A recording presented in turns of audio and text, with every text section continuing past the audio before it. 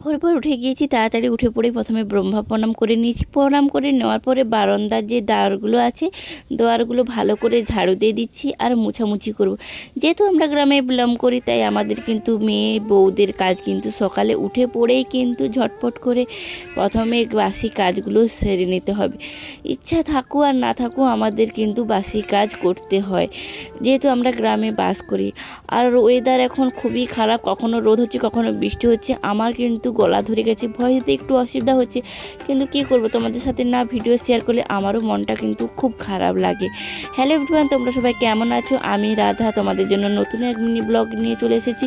আশা করি তোমরাও ভালো আছো, ঈশ্বরের আশীর্বাদে তোমাদের ভালোবাসে আমি অনেক ভালো আছি। দাদাভাই সকাল সকাল বাজার গিয়েছিল আর একটা বড় মস্ত একটা কাতলা মাছ নিয়েছে।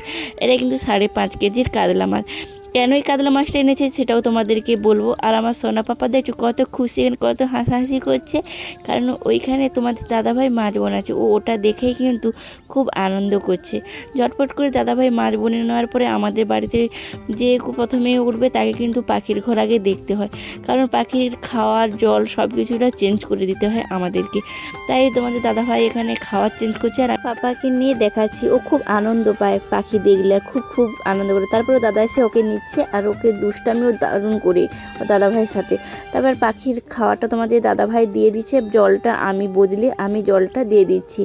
কাদের বাড়ি যে পাখি আছে সেটা বলবে। আর দূর থেকে আমার ভাগ্নে কিন্তু পাখি দেখছে আরও খুব আনন্দ করছে। তারপরে মাছগুলো দেখছো কতটা হয়েছে, আর তার মাছ টাছ বনে নিয়েছি। আর আমাদের বাড়িতে স্পেশাল অনেক গেস্ট এসেছে, দেখতে পাচ্ছ। আর আমার সোনা পাপা ওদের সাথে খেলা করছে।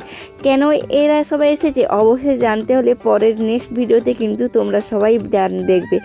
আর আমরা খুব আনন্দ করছি। আর এখানে কে কাকে চেনো অবশ্যই কিন্তু সেটা বলবে।